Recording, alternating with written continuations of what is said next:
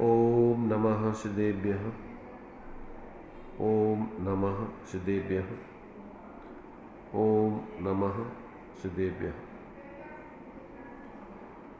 मंगलम भगवान वीरो मंगलम गौतम मुनि मंगलम कुंद कुंदाद्यो जैन धर्मोस्तु मंगलम सर्वमंगल मांगल्यम सर्वकल्याणकारकम प्रधानम सर्वधर्माणां जैनम जयतु शासनम जैनम जयतु शासनम।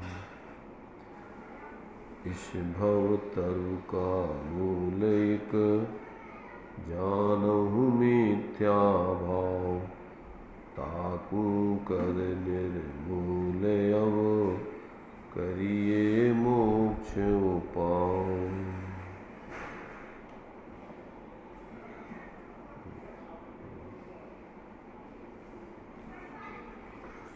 चर्चा अपनी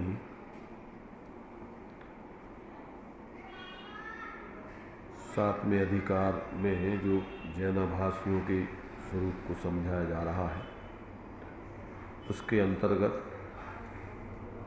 व्यवहाराभासी के स्वरूप को समझने की चल रही है। व्यवहाराभासियों के अंतर्गत कैसी कैसी उनकी मान्यताएं होती हैं, किस प्रकार की प्रवृत्ति आदि होती है, इन सब बातों का स्पष्टीकरण यहाँ किया जा रहा है। अभी अपना जो सम्यक दर्शन के अर्थ जो देवगुरु धर्म आदि की श्रद्धा को सम्यक दर्शन कहा है, तो उनका कैसे उसकी अन्यथापना चलता है, उसके बारे में अपनी चर्चा चल रही है। अभी देव के संबंध में अन्यथा भक्ति आदि उसके बारे में चर्चा हो गई, और आगे अब क्रमशः गुरु के संबंध में गुरु की भक्ति का अन्यथा स्वरूप, इसके बारे में विचार अपन करते हैं। क्योंकि अपने लिए सम्यक दर्शन के जो 4 लक्षण बतलाए हैं, उनमें से 6 ढाला में देव जिनेन्द्र गुरु परिग्रहभिन धर्म दयाजुत्सारो यहु मान समकित को कारण अष्ट अंगुजित धारो। एक तो ये सम्यक दर्शन के लिए इसी की अपन चर्चा कर रहे हैं। अभी एक दूसरा दिया हुआ है, अब इसके आगे चलेगा वो कि अब व्यवहार मोक्ष मग सुनिए हेतु नियत का हुई। जीव जीव तत्पर आश्रव बंदरु संबर जानो निर्जर मोक्ष कहे जिन तिनको ज्यों का त्यों सरधानो है सोई समकित व्यवहारी अबिन रूप बखानो तिनको सुन सामान्य विशेष दृढ़ प्रतीत और आनो। एक ये तत्वार श्रद्धानम सम्यक दर्शनम, सच्चे देव सासगुरु का श्रद्धान सम्यक दर्शन का कारण बतलाया। इसके बाद स्वपर का श्रद्धान सम्यक दर्शन का कारण है, और एक आत्मश्रद्धान सम्यक दर्शन का कारण। ऐसे जो 4 लक्षण दिए थे, तो 6 ढाला में जो देव जनेन्द्र गुरु परिग्रहभिन धर्म दयाजुत्सार हो यहु मान समकित को कारण अष्ट अंगजुत धारो, उसी के संबंध में ये अन्यथा पनापन यहाँ अभी समझ रहे हैं। इसके बाद आएगा जो 6 डाला में जो अब व्यवहार मोक्ष मग सुनिए हेतु नियत का हुई, तो 7 तत्वों को सामान्य विशेष से यथार्थ रूप समझ करके पर उनकी श्रद्धा करना वो सम्यक दर्शन का कारण है। इसके बाद आगे उसका भी 7 तत्वों का अन्यथापना कैसा चलेगा, वो आगे चलेगा इसी में। और जो उसमें दिया हुआ है 6 ढाला में कि आत्म को हित है सुख सो सुख आकुलता बिन कहिए, और आकुलता शिव माही न ताते शिव मग लागो चाहिए, और सम्यक दर्शन ज्ञान चरण शिव मग सो दुविध विचार, और जो सत्यारथ रूप सुनिश्चय कारण सु व्यवहार। अभी जो कारण है और निश्चय सम्यक दर्शन का, ये देव जनेन्द्र गुरु पर ग्रहभिन्न धर्म दया सारो यहु मान समकृत को कारण, एक तो ये, और एक जो है ये कारण है अपने लिए तत्वादि के स्वरूप को समझाने में निमित्त है ये। फिर सात तत्वादि का स्वरूप स्वापर हे उपाधि समझने में कारण है, और फिर स्वापर का स्वरूप समझ, उसमें से सात तत्वों के स्वरूप में से स्वापर हे उपाधि का निर्णय करके फिर उसमें से स्वापर में आना है, और फिर स्वापर में आकर के और फिर स्वा में आ जाना है। तो जो निश्चय सम्यक दर्शन का स्वरूप दिया है छठाना में कि क्या दिया है, परद्रव्यंते भिन्न आप में रुचि सम्यक्त भला है, आप रूप को जान पनोसो सम्यक ज्ञान कला है, और आप रूप में लीन रहे थिर सम्यक चारय सोई। इसमें स्वपर का भेद विज्ञान और आत्मश्रद्धान आ जाता है। ये चारों सम्यक के रूप ऐसे खड़े होते हैं। कौन सा, जो अपने लिए यहाँ पर बदला, परद्रव्यंते भिन्न आप में रुचि सम्यक्त भला है, तो यहाँ स्वपर का भेद विज्ञान हो गया। परद्रव्यंते भिन्न आप में रुचि, तो परद्रव्यों को जानो और अपने स्वरूप को जानो, तो यहाँ पर स्वपर का भेद विज्ञान हो गया। और परद्रव्यंते भिन्न आप में रुचि, पर अपने स्वरूप को ही अपना स्वरूप जानना मानना और उसमें स्थिरता करना, माने आत्मा का जो मूल स्वरूप है उस मूल स्वरूप की ही अपने रूप प्रतीति, अपने रूप ही जानपना, और अपने स्वरूप में अपना स्वरूप जानकर मानकर उसी में स्थिरता करना। तो ऐसा जो स्थिरता, श्रद्धान, ज्ञान, आचरण रूप परिवर्तन होने लगता है, ये निश्चय मोक्ष मार्ग है। अब इनके लिए अपने लिए ये सारे व्यवहार है, और इस व्यवहार में जो है फिर अन्यथापना होने से वो परमार्थ का कारण नहीं बनकर इसी व्यवहार में ही भ्रांति से वो धर्म बुद्धि से प्रवृत्ति करते हैं, इसलिए वो यहाँ पर आभासीपना खड़ा होता है। अब अपन को यहाँ जो है, जो देव जनेन्द्र गुरु पर ग्रहभिन्न धर्म दया जुत्सारो यहु मान समकृत को कारण अष्ट अंग जुद्धारो, तो अब उसके अपन को अन्यथापना यहाँ समझाया जा रहा है। देव की भक्ति आदि के संबंध में अन्यथापना हो गया, अब गुरु की भक्ति, गुरु भक्ति आदि के संबंध में अन्यथापना यहाँ पर चल रहा है। देखिए पढ़ते हैं इसमें। अब गुरु भक्ति का अन्यथा रूप। अब गुरु भक्ति उसके कैसी होती है सो कहते हैं। कितने ही जीव आज्ञानुसारी हैं, वे तो यह जैन के साधु हैं, हमारे गुरु हैं, इसलिए इनकी भक्ति करनी, ऐसा विचार कर उनकी भक्ति करते हैं। और कितने ही जीव परीक्षा भी करते हैं, वहाँ यह मुनि दया पालते हैं, शील पालते हैं, धनादि नहीं रखते, उपवास आदि तप करते हैं, क्षुधादि परिसर सहते हैं, किसी से क्रोधादि नहीं करते हैं, उपदेश देकर औरों को धर्म में लगाते हैं, इत्यादि गुणों का विचार कर उनमें भक्ति भाव करते हैं। परंतु ऐसे गुण तो परमहंसादिक अन्य मतियों में तथा जैनी मिथ्या दृष्टियों में भी पाए जाते हैं, इसलिए इनमें अतिव्याप्तिपना है, इनके द्वारा सच्ची परीक्षा नहीं होती। तथा जिन गुणों का विचार करते हैं उनमें कितने ही जीवाश्रित हैं, कितने ही पुत्राश्रित हैं, उनके विशेष न जानते हुए असमान जातीय मुनि पर्याय में एकत्व बुद्धि से मिथ्या दृष्टि ही रहते हैं। तथा सम्यक दर्शन ज्ञान चरित्र की दीक्षा रूप मोक्ष मार्ग वह ही साधुओं का, मुनियों का सच्चा लक्षण है, उसे नहीं पहचानते, क्योंकि यह पहचान हो जाए तो मिथ्या दृष्टि रहते नहीं। इस प्रकार यदि मुनियों का सच्चा स्वरूप नहीं जानेंगे तो सच्ची भक्ति कैसे होगी। पुण्य बंध के कारणभूत शुभ क्रिया रूप गुणों को पहचान कर उनकी सेवा से अपना भला होना जानकर उनमें अनुरागी होकर भक्ति करते हैं। इस प्रकार गुरु भक्ति का स्वरूप कहा। ये जो है गुरु भक्ति उनके आभासी जीवों की कैसे होती है, क्योंकि देव गुरु धर्म ये सम्यक दर्शन के कारण बदलाए हैं। अब उनकी स्वरूप ही सही नहीं जानोगे तो फिर वो कैसे कारण होते हैं? वो तो कारण होते हैं निमित्त रूप में।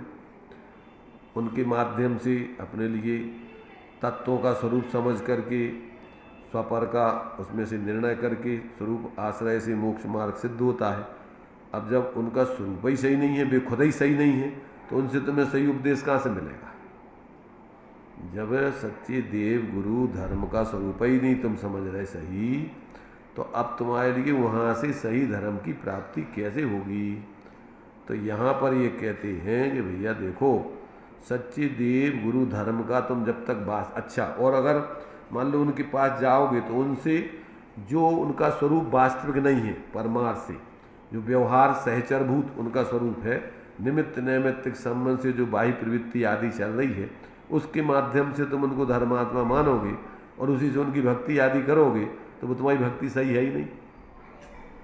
तो यहाँ पर वो बात ही सिद्ध कर रहे हैं कि कितने ही जीव आज्ञानुसारी हैं। आज्ञानुसारी माने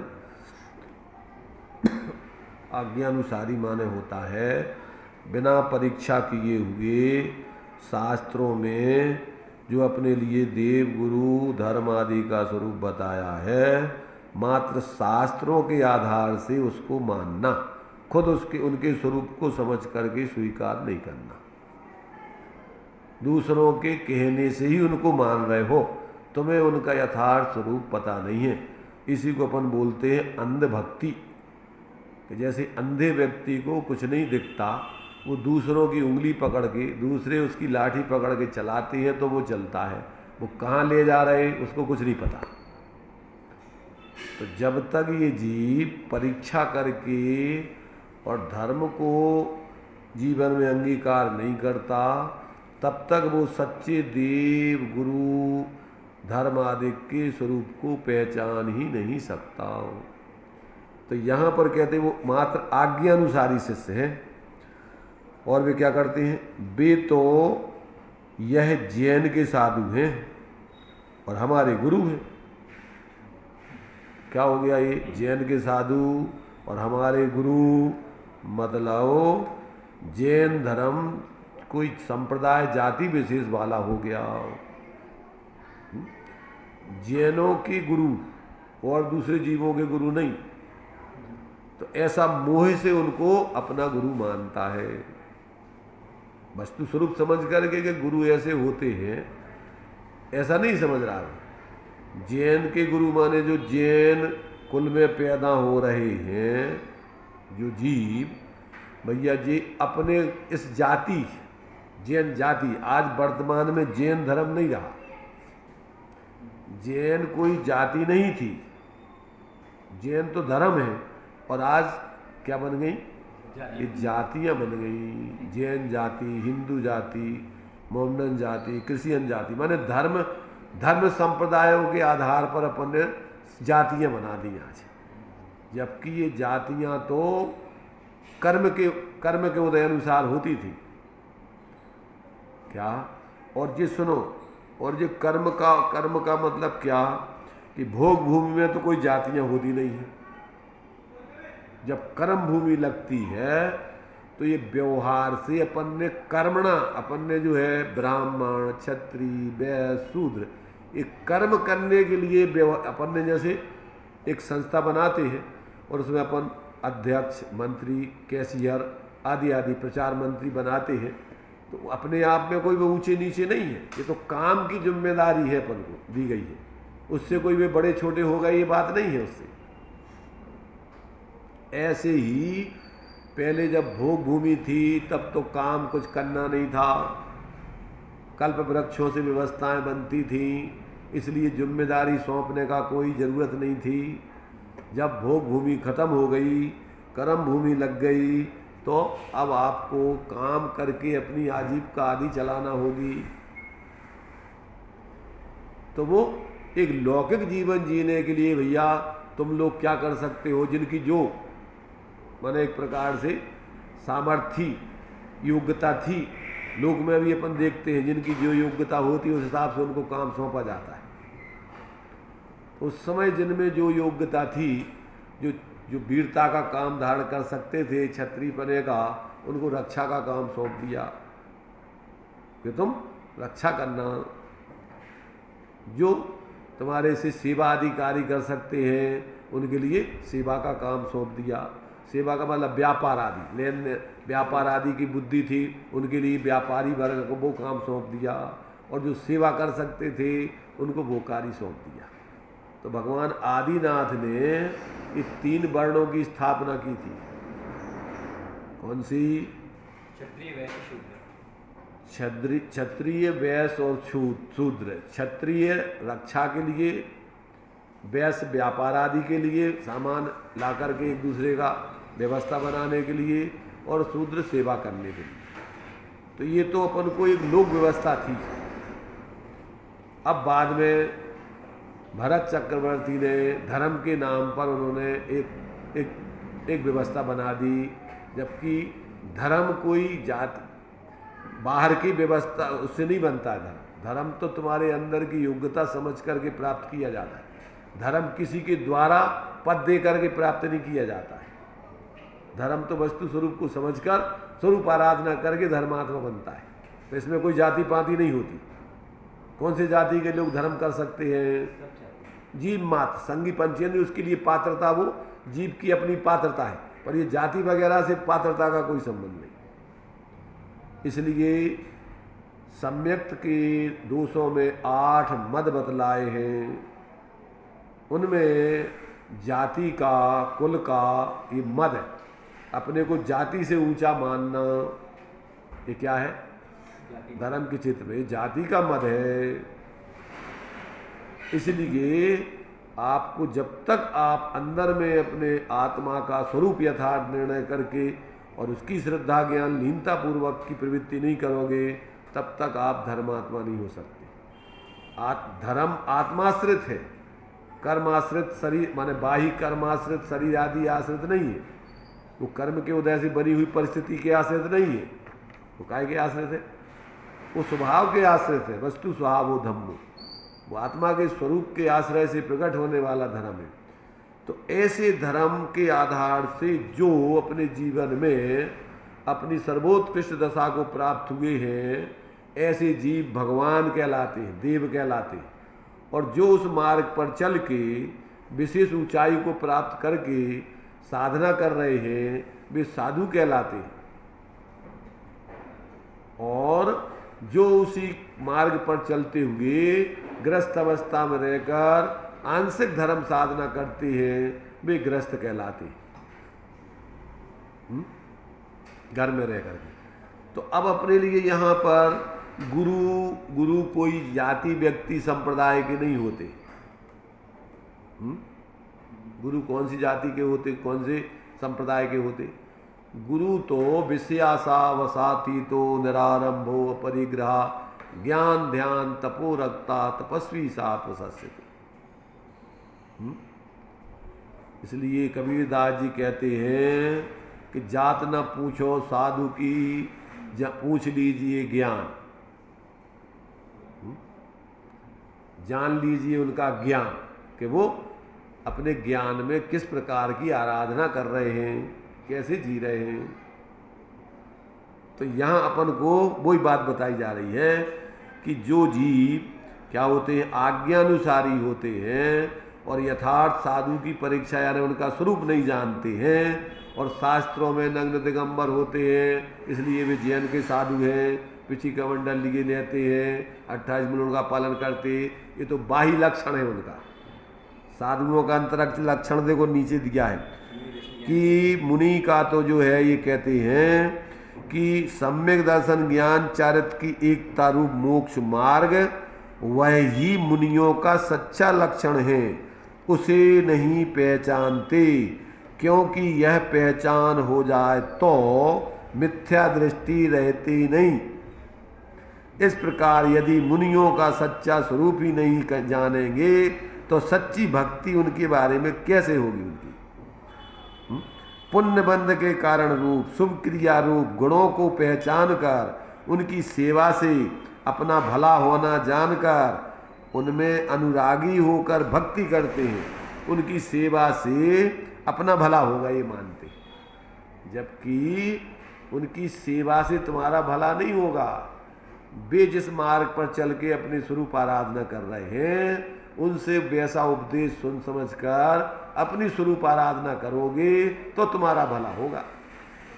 ज्ञानियों के निचली भूमिका में ऊंचे साधकों के प्रति बहुमान आदि होता है, तो वो उनके लिए सहज ही अपनी आत्माराधना करते हुए जो स्वयं अपने लिए भोजन बनाते हैं शुद्ध, वो साधक लोग आते हैं तो उनके लिए भी भक्ति भाव से अतिथि के रूप में उनको भी खिलाते, भोजन कराते हैं। तो वो तो उनका व्यवहार धर्म है। कौन सा? देव पूजा, गुरु उपास्ति, स्वाध्याय, संयम, तपः, दानम चायति गृहस्थानाम, षट कर्माणि दिने दिने। कौन सा धर्म है उनका? वो कौन सा धर्म? व्यवहार धर्म है उनका। ये उनके संसार में जब तक अभी उत्कृष्ट साधक नहीं बने तो पापकारी माने अभी संसार के कार्य कर रहे हैं, तो उसमें जो उस आराधना में श्रेष्ठ हैं तो उनके भी आराधना करने में सहयोगी बनते हुए उनसे स्वयं लाभ लेते हुए उपदेश आदि का, और उनके साथ में इस प्रकार परस्परोपग्रो जीवानाम। तो वो समझते हैं कि ये तो अपना ये व्यवहार धर्म है गृहस्थ धर्म का। परमार्थ धर्म तो परद्रव्यंते भिन्न आप में रुचि सम्यक्त भला, आप रूप को जान पनो सम्यक ज्ञान कला, और आप रूप में लीन रहे थे सम्यक चारे सोई। एक देश अपने स्वरूप की आराधना करते हुए जीते हैं, अवरत दशा में अथवा देशव्रत की दशा में, अथवा उस साधना के सन्मुख होकर के अभ्यास के रूप में। 3 प्रकार के जीवन मिलेंगे आपको। कौन से? देशवृत्ति, अवरति, और उस साधक बनने के सन्मुख अभ्यासी जीवन। अभी आत्मबोध नहीं हुआ है, अभी विशेष चारित्र की उनकी अंदर में साधना नहीं है, परंतु उसको प्राप्त करने के उन्मुख होकर के अभ्यास कर रहे हैं। क्या अभी अभ्यास कर रहे हैं आत्मसम्मुख होने के, स्वरूप प्राप्त नहीं। देखो, साधकों के लिए अपन मैंने श्रावकों के भेद बतलाए हैं, पाक्षिक, नैष्ठिक और साधक। अभी पक्ष है उनको धर्म का, अभी धर्म जीवन में उनके प्रकट नहीं हुआ है, और जिनके जीवन में धर्म प्रकट हो गया वे साधक कहलाते। और जो अंतिम समाधि की साधना कर रहे हैं, जो क्या है, नैष्ठिक कहलाते।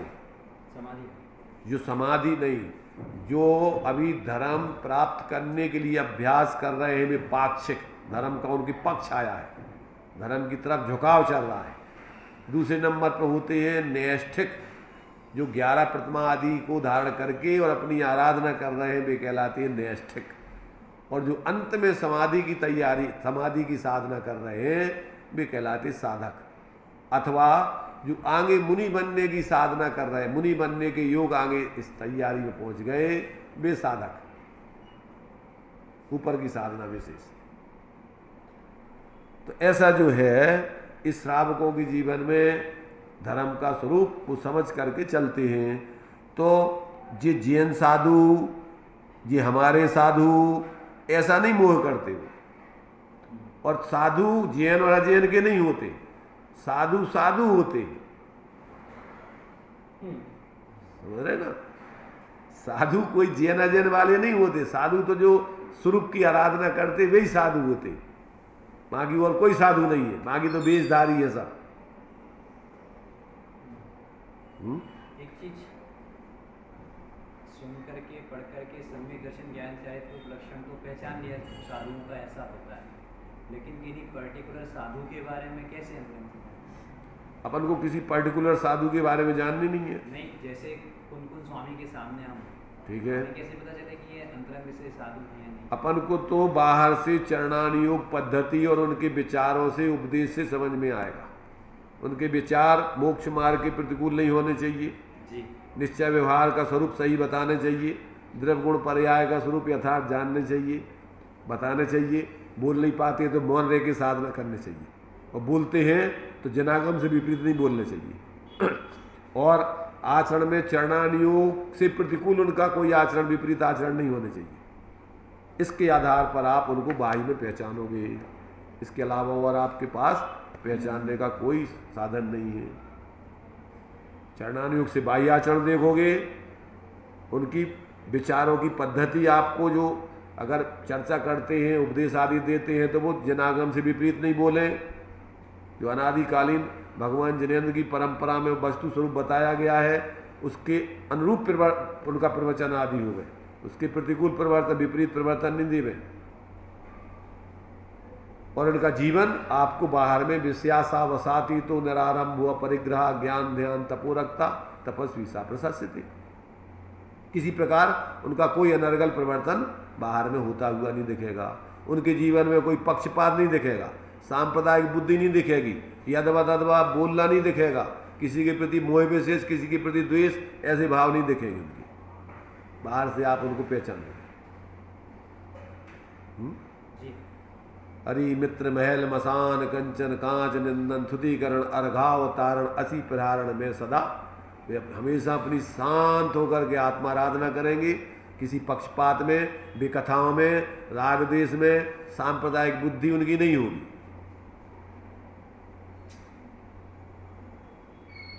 एक सामान्य व्यक्ति होता है अगर सत्य पे चलने वाला या न्याय नीति वाला, तो वो भी किसी प्रकार की पक्षपात नहीं करता। पहले अपन देखते हैं, एक कहानी पढ़ी होगी, पंच परमेश्वर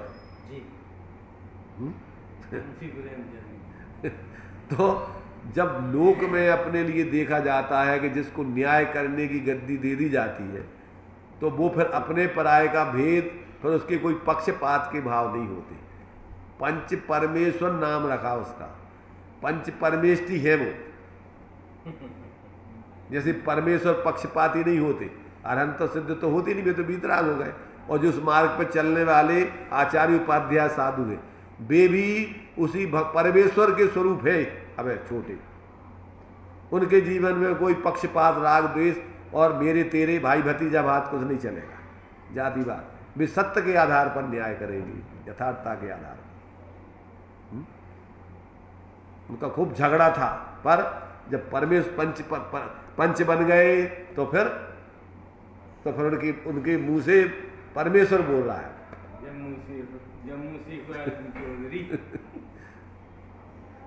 तो मतलब क्या है कि अपन लोक में भी अगर व्यक्ति पक्ष रहित होकर के जीवन जीता है, तो वो भी मुझे देखी बात नहीं करता है, वो किसी का झूठा पक्ष नहीं लेता है। अगर लेता है तो प्रकृति उसके साथ में फिर क्या करती है, न्याय करती है। उसको परिणाम भोगना पड़ेगा, यहीं भोगना पड़ेगा और आगे भी भोगना पड़ेगा। इसलिए जो मोक्ष मार्गी जीव होते हैं, वे किसी पक्षपात में, मोह व्यामोह में पड़ करके और किसी प्रकार सत्य का व्याघात नहीं करते, वस्तु स्वरूप से विपरीत बोलते नहीं और अपना जीवन भी नहीं ऐसा जीते।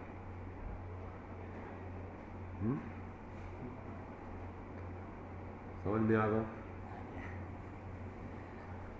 तो अब यहाँ कह रहे हैं कि जो मात्र आज्ञानुसारी है, स्वयं का ज्ञान जागृत नहीं है, स्वयं ने निर्णय नहीं किया है, और ये जैन के साधु हमारे साधु हैं, मोह से उनको अपना मानते हैं, इसलिए इनकी भक्ति करते हैं। ऐसा विचार कर इनकी भक्ति करते हैं, और कितने ही जीव परीक्षा भी करते हैं। तो वहाँ कौन सी परीक्षा? असद अभूतार्थ परीक्षा, व्यवहार परीक्षा। वहाँ यह मुनि दया पालते हैं, सील पालते हैं, धन आदि नहीं रखते, उपवास आदि तप करते हैं, क्षुधा आदि परिसय सहते हैं, किसी से क्रोध आदि नहीं करते, उपदेश देकर औरों को धर्म में लगाते हैं। ये सब अभूतार्थ लक्षण है उनके, भूतार्थ लक्षण नहीं है। कैसे अभूतार्थ लक्षण? कहते दया जो है अन्य पर जीवों की दया पालना, तो ये तो सब अन्य लोग भी पालन करते हैं। और व्यवहाराभासी मिथ्या दृष्टि जैन भी पालन करते हैं। ये तो यहाँ तो सच्चे साधु का स्वरूप बताया जा रहा है, तो इनसे इनसे उसका लक्षण थोड़ी पहचाना जाता। तो कहते सच्ची दया तो वो अपने आत्मा की दया पालना चाहिए उनको। अप्रादुर्भावा खलु रागादि नाम भवत अहिंसा और तेसाम एव उत्पत्ति हिंसा। तो पहले तो अपनी दया समझो, अपनी आत्मा के स्वरूप को समझ के अपनी आत्मा में कसाय उत्पन्न नहीं हो, मोह उत्पन्न नहीं हो, ऐसी प्रवृत्ति करना मूल दया है। और ये तो औपचारिक दया है अकेली, तो मूल दया को नहीं जानते वो। और व्यवहारशील ब्रह्मचर्य आदि का पालन करते हैं, निश्चय से वो ब्रह्मचर्य का स्वरूप नहीं जानते। ब्रह्म स्वरूप अपनी आत्मा की चर्या नहीं करते, वो मात्र बाहर से स्त्री आदि के संगम आदि का त्याग करके व्यवहार से शील के धारण करने वाले। और क्या करते हैं, वे व्यवहार में जो धन संपत्ति उपचार से अपनी थी, अपना मूल धन जानते नहीं है। आत्मा का मूल धन क्या है? आत्मा का मूल धन है आत्मा के अनंत गुण धर्म आदि, और उसके आश्रय से प्रकट होने वाले रत्नत्रय आदि, ये है उनके पर्याय धर्म। और निश्चय से अपने अनंत गुणात्मक, ऐसे वो निश्चय से आत्मा का स्वरूप, वो निश्चय धन। तो मूल धन नहीं जानते वो सब क्या है, औपचारिक, जिसको आरोपित धन है। ये धन मन अजीब पदार्थ तो औपचारिक रूप में धन है, इसलिए उस बाहर का परिग्रह आदि त्याग करते हैं। परंतु मूल में जिस परिग्रह मिथ्यात्व और कसाय आदि का त्याग करने चाहिए वो नहीं समझते। और उपवास में बाहर के भोजन को छोड़ना उपवास जानते हैं, परंतु अपने स्वरूप का भोग करते हुए जो उपवास है वो जानते नहीं है। अपने स्वरूप में उपवास तो मात्र औपचारिक उपवास करते हैं, और ऐसे ही बाह्य व्यवहार तपते हैं, परमार्थ स्वरूप प्रतपनम तपा, अपने स्वरूप में प्रकृष्ट रूप से स्थिर नहीं हो पाते, इसलिए मात्र औपचारिक तप है। और कहते बाहर में वास्तव में जो क्षुधादि परिचय है वो तो स्वरूप अवलंबन से उनको भाषते ही नहीं होता परिचय, दुख लगता ही नहीं है, परंतु ये सहन करता है कि हम मुनि हैं, इसलिए भैया अपन को इससे कर्मों की निर्जरा होगी, और क्या होगा कि अपन को क्या होगा कि इससे स्वर्ग आदि के मोक्ष आदि मिलेंगे, ऐसा जानता है, पर अंदर में मुक्त स्वरूप आत्मा का अनुभव नहीं करता। और किसी से क्रोधादि नहीं करते, तो कहते किसी से क्रोधादि नहीं, अपने से क्रोध छोड़ना है, अपने अंदर क्रोधादि। तो मंद किसी से क्रोधादि नहीं करते माने क्या कि भैया अपन साधु हैं और अपन को क्रोधादि करेंगे तो नरक में जाएंगे, इस भय से और स्वर्ग मोक्ष आदि के लोभ से वो कसाय मंद है, क्रोधादि का अभाव नहीं हुआ है। क्रोधादि नहीं करते का मतलब क्या? ऐसा नहीं है मैंने क्रोधादि उनके अब खत्म हो गए, क्रोधादि तो है, परंतु क्या नहीं करते, वो व्यक्त नहीं, बाहर में उनकी तीव्रता से किसी परिस्थिति वसात वो क्रोधादि करते हुए नहीं दिखते हैं। तो मंद क्रोधादि, अंदर में मंद कसाय चल रही, इसलिए क्रोधादि का अभाव नहीं हुआ है। और उपदेश दे करके औरों को धर्म में लगाते हैं। पहले तो अपने को उपदेश दे करके अपन को धर्म में लगाओ। तो मात्र व्यवहार धर्म का पालन, माने व्यवहार जिसको उपचार से धर्म कहते हैं, ऐसे औपचारिक स्वरूप उनका समझ करके जो ज़्यादा उपदेश देते हो घंटों से ये सब काम, ये इसको धर्म मानते, जबकि ये उनका धर्म है ही नहीं। मूल में उनका धर्म तो कौन सा है? रत्नत्रय की आराधना, चुप रहकर गुप्त रह करके आराधना करना। तो ऐसे जो है कहते हैं वो बाहर के जितने भी औपचारिक उपचरित धर्म हैं उनको समझते हैं, वास्तविक धर्म नहीं समझते। तो इत्यादि गुणों का विचार कर उनमें भक्ति भाव करते हैं, ऐसे उस व्यवहार के कारण से उनमें उन मुनिराजों में भक्ति आदि करते हैं। परंतु जैसे गुण तो ऐसे गुण तो परमहंसादिक और परमहंसादिक अन्यमतियों में तथा जैन मिथ्या दृष्टियों में भी पाए जाते हैं। और ये लक्षण तो साधु को बताया जा रहा है। मतलब ये तो सच्चे मुनिराज को भी बाह्य लक्षणों से पहचाने, उसकी भूल बताए। ये भूल 8 के अच्छे, ये उसकी भूल नहीं बताई जा रही, ये व्यवहाराभासियों का लक्षण बताया जा रहा है, ये मुनिराजों का लक्षण नहीं बताया जा रहा है। नहीं, मुनिराजों का बाह्य लक्षण लिखा नहीं, अति व्याप्ति मतलब जो समझ गए। ये तो कह रहा है मिथ्या दृष्टि मुनिराजों में पाया जाता है, इस वो भी बता रहे, पर यहाँ पर भी नहीं लिखा है। इस प्रकार यदि मुनियों का लक्षण क्या है, ऊपर देखो, ये देखिए ना लास्ट में, हाँ इसलिए इनमें अति व्याप्तिपना है। हाँ, पर अति व्याप्ति मतलब सच्चे मुनियों में भी है, हाँ। मिथ्या दृष्टि मुनियों में भी है और परमहंस साधिक में भी है। मतलब ये है कि मूल में तो वो तो इसको तो सिद्ध करना है अपन को मिथ्या दृष्टि पने साधु की, कि ये मिथ्या, क्योंकि ये तो अभूतार्थ सिद्ध करना है। भूतार्थ में तो जो मुनियों के साहिचार भूत में निमित्त नैमित्तिक संबंध से पाया जाता है, मुनियों का यथार्थ स्वरूप तो वो जानते नहीं है। तो यहाँ तो मिथ्या दृष्टि पने साधु की उससे तुलना करके, और तू इनसे उनका माने स्वरूप मान रहा है, तो तूने तो उनका सही स्वरूप जाना ही नहीं ना। सही मुनियों का, सही मुनियों में पाया जाता है ये, पर तूने तो मिथ्या दृष्टि मुनियों में जो व्यवस्थाएं पाई जाती हैं उत्कृष्ट रूप से बेजानी। सम्यक दृष्टि की तो तूने सहचरभूत क्रिया अगर तू जान लेता और उनका यथार्थ स्वरूप समझ लेता तो आगे कह रहे ना मिथ्या दृष्टिपना रहता ही नहीं। तो तेरा लक्षण तो क्या है? तेरा लक्षण तो सही साधुओं का भी तू अगर स्वरूप पहचानता है तो उनकी सही साधुपने से नहीं, हाँ, बाह्य लक्षणों से। इसलिए तुझे पता ही नहीं है साधु का स्वरूप, तू साधु का स्वरूप समझता ही नहीं है। इसलिए इत्यादि गुणों का विचार कर उनमें भक्ति भाव करते हैं, परंतु ऐसे गुण तो परमहंस साधिक अन्नमतियों में तथा जैन मिथ्या दृष्टियों में भी पाए जाते हैं। मैंने सम्यक दृष्टियों के तो होते हैं साधुओं के, पर ये तो कि मिथ्या दृष्टि हो, तो इसका मतलब मिथ्या दृष्टि वो साधु तो है ही नहीं, तो वे भी साधु से बाई है। तो तेरे सच्चे साधु का स्वरूप तूने क्या समझा? सही है।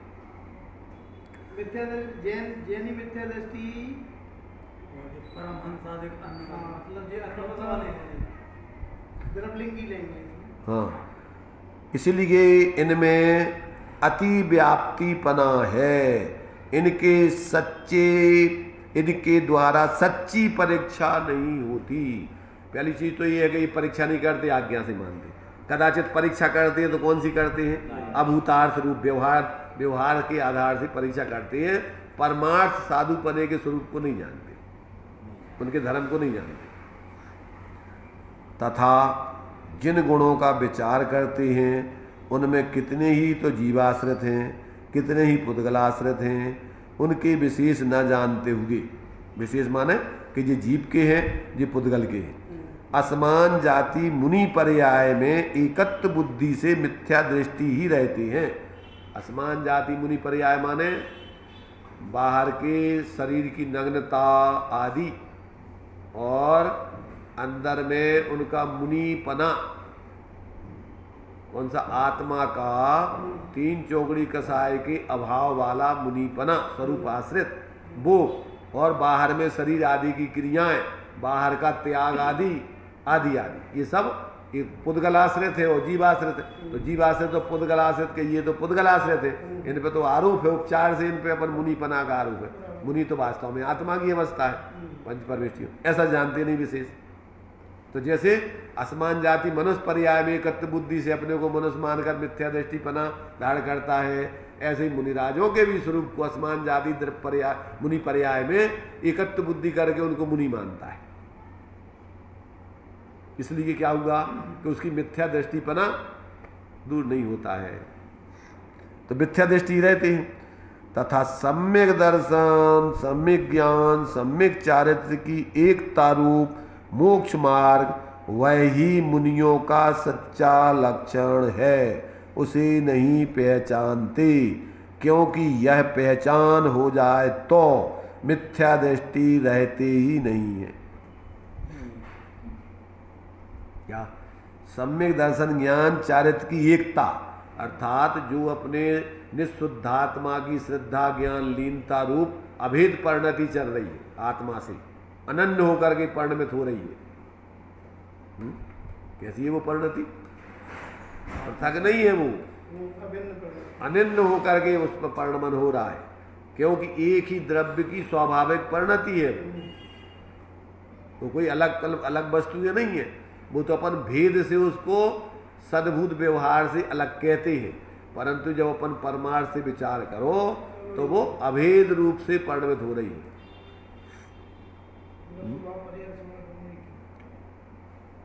देखो, द्रव्य स्वभाव, पर्याय स्वभाव, फिर दोनों और फिर अनन्य। दो तो नए के विषय हैं और दो प्रमाण के विषय हैं। कौन से? उभय और अनुभय प्रमाण के विषय हैं। क्या कहा? उभय और अनुभय प्रमाण के विषय है। एक है भेद प्रमाण और एक है अभेद प्रमाण। और अनुभय और उभय दोनों माने ये प्रमाण के विषय है। तो अनुभय अभेद प्रमाण है। तो अभेद प्रमाण में ध्यान रखना, मिथ्या दृष्टिपना, सम्यक दृष्टिपना। जब अभेद दृष्टि से देखेंगे तो वो आत्मा ही पर्यार्थिक नय से मिथ्या दृष्टि है, वो आत्मा ही पर्यार्थिक नय से सम्यक दृष्टि है, और वो आत्मा ही द्रव्य स्वभाव से इन दोनों से परे एक रूप है। क्या कहा? कल हमने दृष्टांत दिया था पंखे का, कि पंखा चल रहा है, पूरा पंखा रुका हुआ है, पूरा पंखा। तो अब उसमें चलना ये उसकी अस्थिरता है, रुक पर्याय की अवस्था है। ये चलना उसकी पर्याय की अवस्था है, ये उसकी अशुद्ध अवस्था मानो, और रुकना उसकी शुद्ध अवस्था है, ये भी पर्याय है। परंतु दोनों में जो पंखापना है वो ज्यों का त्यों उस रुकने में भी पूरा का पूरा पंखापना है और चलने में भी पूरा का पूरा पंखापना है। वो पंखापना उसका एक धर्म है, वो पूरी वस्तु नहीं है, और चलना रुकना भी उसके धर्म है, पर्याय के। अब रुकने में तो अपन को पंखा दिखाई देता है, पर चलने में वो पंखा दिखाई नहीं देता अपन को। ऐसे ही जब अपना व्यावहारिक परिणमन होता है तो उसमें आत्मा दिखाई नहीं देता है। क्या दिखाई देता है उसमें? जिस पे लक्ष्य जा रहा है, जिसमें एकत्व ममत्व चल रहा है, वो ही अपने लिए मात्र केंद्र बिंदु है, जबकि वो अपनी आत्मा में आता नहीं है। अपनी आत्मा की मिथ्या दर्शन ज्ञान चारित्र की परिणति ही विपरीत हो रही है। वो पंखा अपने में ही अस्थिर हो रहा है, उसमें कोई पर पदार्थ नहीं आ रहा है। के कारण उसमें दिखता है। उस अपन को गे लुब्धता के कारण से ज्ञाता आत्मा नहीं दिखता उस समय।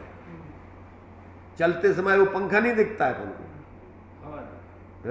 हवा नहीं, हवा नहीं, उसमें जो पंखा का रूप है वो अपन को वास्तविक भाषित नहीं होता है।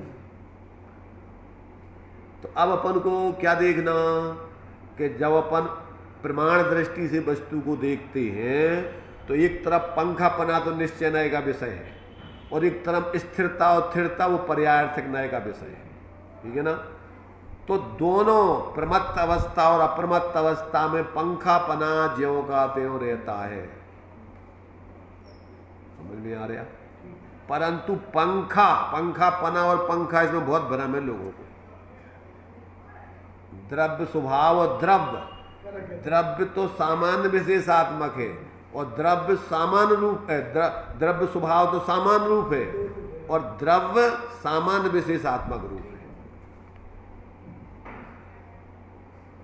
तो वो सामान्य विशेषात्मक जो पर्यायपना है वो अपने लिए जब तक उस द्रव्य स्वभाव के अनुरूप परिवर्तन नहीं करता है, जैसा वो शांत है, एक रूप है, वैसी अपनी पर्याय स्वरूप का अवलंबन करे तो पर्याय में शुद्धता प्रकट होती है।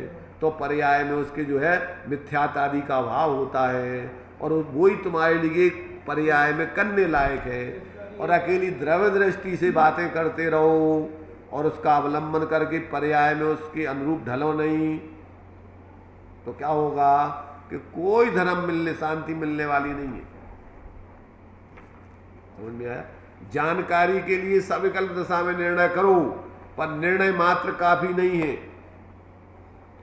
आपके पास करोड़ों की संपत्ति गड़ी हुई है, आपको जानकारी मिल गई और आप उसको उघाड़ करके सेवन नहीं करोगे तो भिखारी भूखों ही मरोगे, उसमें से कुछ नहीं मिलेगा। ऐसे ही ये जानकारी शास्त्रों से उपदेश से तुमने सुन ली, और तुमने उसका अवलंबन करके उखाड़ करके उस संपत्ति का सेवन नहीं किया तो तुम्हारे जीवन में शांति मिलने वाली नहीं। समझ में आ रहा? जितनी जितनी तुम उसको उखाड़ के सेवन करते जाओगे उतना उतना उसका तुम्हें लाभ मिलेगा।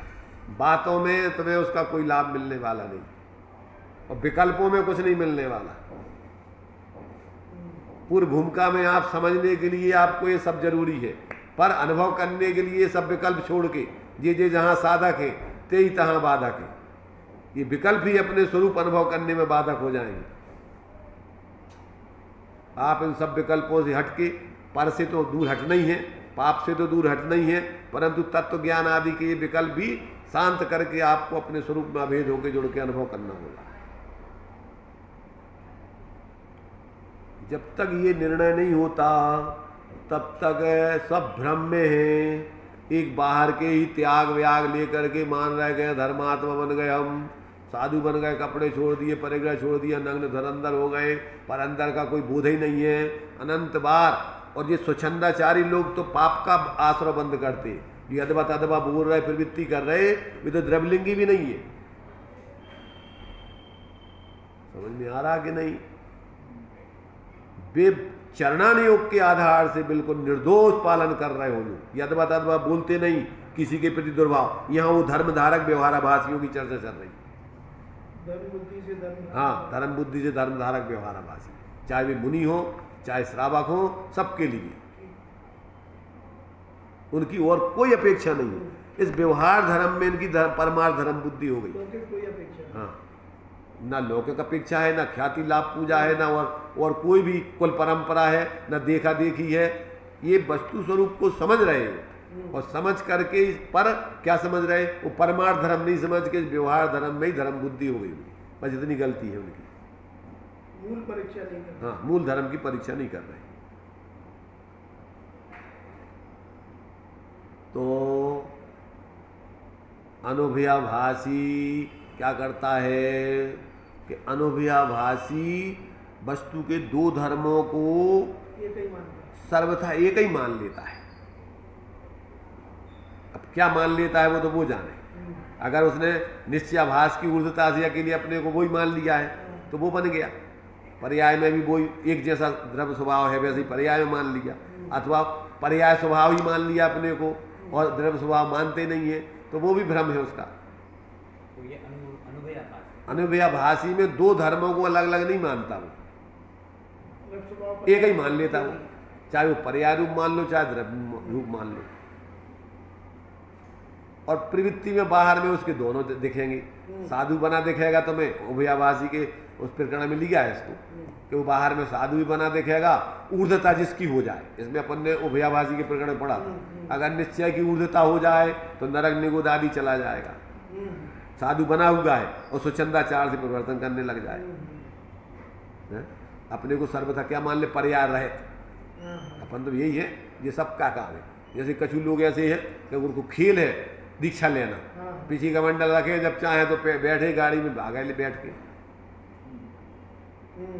ये स्वच्छंदाचारी जीव है और इनको व्यवहार धर्म भी करने चाहिए, सो वेश धारण कर लो और परिणामों का कुछ पता ही नहीं। और अपन तो है यही कौन से शुद्ध एक ही बिल्कुल। और ऐसे ही या फिर जो व्यवहाराभासी बाहर में जो है तत्व की बातें भी समझ रहे, बातें भी कर रहे, पर मान रहे अपने को सब ये व्यवहारिक रूप में कि यही धर्म है अपना, एक ही, यही से अपनी शुद्धि हुई है। सब अंदर में वो द्रव्य स्वरूप को समझ नहीं रहे। तो दोनों को उनने एक ही मान लिया, या तो पर्याय रूप मान लिया है, द्रव्य स्वरूप ही मान लिया, और यह दोनों को सर्वथा अलग अलग मान लिया कि द्रव्य स्वभाव अलग है और पर्याय स्वभाव अलग है, और वस्तु कहाँ गई फिर? सर्वथा तो वस्तु की है ही नहीं। वे तो एक एक धर्म के आधार पर अपन वस्तु को देख रहे। उनका एक धर्म है, वो कौन सा? ध्रुवपने रहने का, सामान रूप रहने का, ये वस्तु का एक धर्म है। और एक अध्रुव होने का, उत्पाद वय रूप होने का, ये दूसरा धर्म है, अनित्यपने का धर्म। तो इसलिए तत्वार सूत्र में द्रव्य के लक्षण दो बतलाए, समझ में आता? एक तो उत्पाद वय ध्रुव युक्तम सत सत द्रव्य लक्षण, और एक गुण पर्यायवत द्रव्य। गुण पर्याय मय द्रव्य होता है। तो गुण पर्यायों का ये उत्पाद व ध्रुव उन गुण पर्याय का लक्षण है, वो गुण पर्याय का स्वरूप है और ये गुण पर्याय का लक्षण है। कौन सा? उत्पाद में द्रव्योत्तम सत, ये द्रव्य का लक्षण है। ये द्रव्य का सत लक्षण सत है। लक्षण है। तीनों का अभेदता द्रव्य का लक्षण है। सत माने अकेला ध्रुव नहीं, सत माने अकेला उत्पाद नहीं, सत माने अकेला व्यय नहीं, तीनों का एक साथ अभेदपना, उसका नाम है द्रव्य का लक्षण। इसी प्रकार अकेला गुण लक्षण नहीं द्रव्य का, अकेली पर्याय लक्षण नहीं, गुण पर्याय बद द्रव्य, गुण पर्याय मय द्रव्य का लक्षण है। अब गुण कैसे होते हैं? गुण ध्रुव होते हैं। और पर्याय कैसी होती है? पर्याय उत्पाद व रूप होती है। तो वो ध्रुव का और तुम्हारे पर्याय का लक्षण है। कौन सा? ये उत्पाद व ध्रुव। हाँ। ध्रुव गुण का लक्षण है, गुणपने का लक्षण है, और उत्पाद व पर्याय का लक्षण है। पर्याय कैसी होगी? निरंतर उत्पाद व रूप होती है, उत्पाद व रूप होती है। तो अब ये लक्षण अपन ने द्रव्य का लक्षण अकेला ध्रुव मान लिया, तो क्या हो गया? भ्रम हो गया तुम्हें, द्रव्य वो पूरी वस्तु है ही नहीं। और फिर एक और भ्रम है, दृष्टि का विषय, दृष्टि का विषय, दृष्टि का विषय। दृष्टि कितना है भैया तुम्हारी? कौन सी दृष्टि है? जा वस्तु को नहीं समझ के वो अकेली दृष्टि का विषय तुम आवालो। बिना वस्तु के, बिना सम्यक ज्ञान के दृष्टि, द्रव्य दृष्टि मैंने तुम्हारे निश्चय का विषय आता है। मिथ्या दृष्टिपना होता है इसमें। पहले वस्तु जानो पूरी, और वस्तु में से प्रयोजन साधने के लिए फिर स्वभाव को मुख्य करो और पर्याय को गौण करो या भेदों को गौण करो, तो वो तुम प्रयोजन तो साधा नहीं, और अकेले तुमने दृष्टि का विषय है। हम पर्याय तो है ही नहीं। जो पर्याय कौन किया है? पर्याय को आएगा। बहुत भ्रम है, बहुत भ्रम है। सरलता सुविधा चाहिए लोगों को। दृष्टि के विषय है, कछु भी करत रहो, बढ़िया मौज मस्ती करो ना। उसका कोई नए निश्चय से आत्मा को शुद्ध मान हुए, स्वच्छंद ना पिछाने ने शुद्धता। पर्याय में उसका अवलंबन करके शुद्धता तो प्रकट करते नहीं, उसको तो जानते नहीं हम कहाँ खड़े, और हम तो बस वही है, बस हमें क्या करना दृष्टि के विषय। हम तो बिना प्रमाण ज्ञान के नए ज्ञान आता है क्या? प्रमाण नए अधिगमा, प्रमाण पूर्वक नए होते हैं। अभी तुम्हारे लिए सम्यक ज्ञान आत्मा का अनुभव करके सम्यक ज्ञान प्रकट हुए ही नहीं, और दृष्टि का विषय बन गए तुम। बहुत भ्रम है लोगों को, बहुत भ्रम है इस संबंध में। इसलिए इधर दूसरा भ्रम, इधर दूसरा भ्रम। इधर अभी व्यवहार का ठिकाना नहीं, जो सम्यक व्यवहार होता है ज्ञानियों के, उसका ही ठिकाना नहीं। और इधर जो आपके लिए प्रयोजन के लिए दृष्टि का विषय था, पर्याय में आश्रय करने के लिए, तो आश्रय तो करना नहीं, और बातों में बन गए तुम दृष्टि के विषय सम्यक दृष्टि, और फुला लो मुँह अपन क्या हम बहुत जानत, भेद प्रभेद खूब क्षय उपशम ज्ञान में भल रहे, और भोले जीवों को बस अपने बोलत रहो दृष्टि का विषय। एक गाथाएं आचार्यों ने लाई, इतने ग्रंथ सब अपनी मूर्ताएं दूर करवे, और उनके एक विषय चलेंगे सब तक, बस वो एक ही विषय दृष्टि का विषय, दृष्टि का विषय। अरे भाई वो प्रयोजन की बात थी, पहले वस्तु स्वरूप तो समझो, प्रयोजन जब समझेगा। अब जिनको वस्तु स्वरूप का ज्ञान ही नहीं है और प्रयोजन की बात कर रहे थे। इसलिए अपन को जब तक ये सारे कहाँ से जीव भ्रमित होते हैं, कैसे कैसे भ्रम में पड़ते हैं, ये समझ में नहीं आया तो बहुत टर्राने वाले लोग बहुत हैं। समझा? अपना अपना बोलते हैं, जनागम का नहीं है वो। जब तक आप पूरा संतुलित तरीके से पूरा वस्तु का स्वरूप सामने नहीं रखो, उसमें से प्रयोजन साधने के लिए मुख्य गुण नहीं करो, तब तक आपका आत्महित नहीं सच सकता है। इसलिए यहाँ पर अपन को कह रहे हैं कि जो लोग व्यवहाराभासी, अभी अपन को निश्चयाभासी व्यवहारा, ये काय के लिए टोडरमल जी ने अलग से पूरा ग्रंथ लगा, जैनों की मूर्ताएं बताई। होते होंगे ऐसे जब उनके सामने दिखे होंगे, जब ये लिखा कि नहीं उस समय उनको मरवा क्यों दिया? ऐसे ही तो आभासियों ने मरवा दिया। अच्छा, क्या होता है कि जो सम्यक संतुलन वाला होता है, आभासी उसकी कोई आभासी उसको स्वीकार नहीं करते। क्यों करेंगे? सारी भीड़ उससे अलग कहना नहीं, ये इसका तो कोई भरोसा नहीं, क्योंकि ये तो अपने संप्रदाय की बात ही नहीं कर, ये कभी कुछ कहने लगता, कभी कुछ कहने लगता। अब बुद्ध तेरे लिए वो तो सच्चा वैद होगा, तो तेरी जो बीमारी देख के तुझे वो बताएगा ना उसके विपरीत। टोडामल जी ने कही कि जिसको निश्चय का आधे खो गया उसको व्यवहार परक उपदेश देवे, और जिसको व्यवहार का आधे खो गया हो तो उसको निश्चय परक उपदेश देवे, जिसको दोनों का आधे खो गया हो तो उसको दूसरा उपदेश देवे मिला जुला के देवे। कठिन देखो, कठिन नहीं है, बहुत आनंदमय है। जो कठिन है जो पागलपन को जीवा 24 घंटे परेशान। अरे जिन भर की वाणी से हमने जाना सबसे सरल है निष्पद का पाना, तो ये तो सबसे सरल काम है।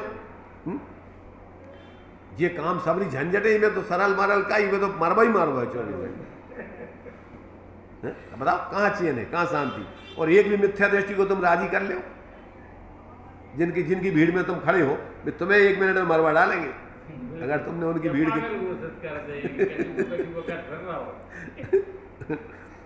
इसलिए भाई देखो, अपन को समझ करके बोलने की जरूरत नहीं है। बोलती बंद हो गया, अपना स्वभाव बोलना है ही नहीं है, और बोलने का विकल्प ये भी अपना स्वभाव नहीं है। बोलना वाणी का है, बोलने का भाव अपनी भाव है, विकल्प है, आकुलता का कारण है। चलो भाई इसको समझो आराम से एक एक चीज, और जो भी समझ में नहीं आए पर अपन विचार करो। अपन खाना पूर्ति के लिए नहीं बैठे स्वाध्याय करने, एक एक चीज अपने अंदर कहाँ कहाँ भ्रांति है उसको तोड़ने के लिए बैठे। और कौन का कर रहा अपन उनको नहीं देखने, क्यों? ये तो चलेगा संसार। अपन तो अपने जीवन में अगर इस प्रकार की भ्रांतियाँ हो तो उनको निकाल के सही तरीके से अपन स्वाश्रय से अपनी आत्माराधना करें। निज निधि में तुम्हें बताई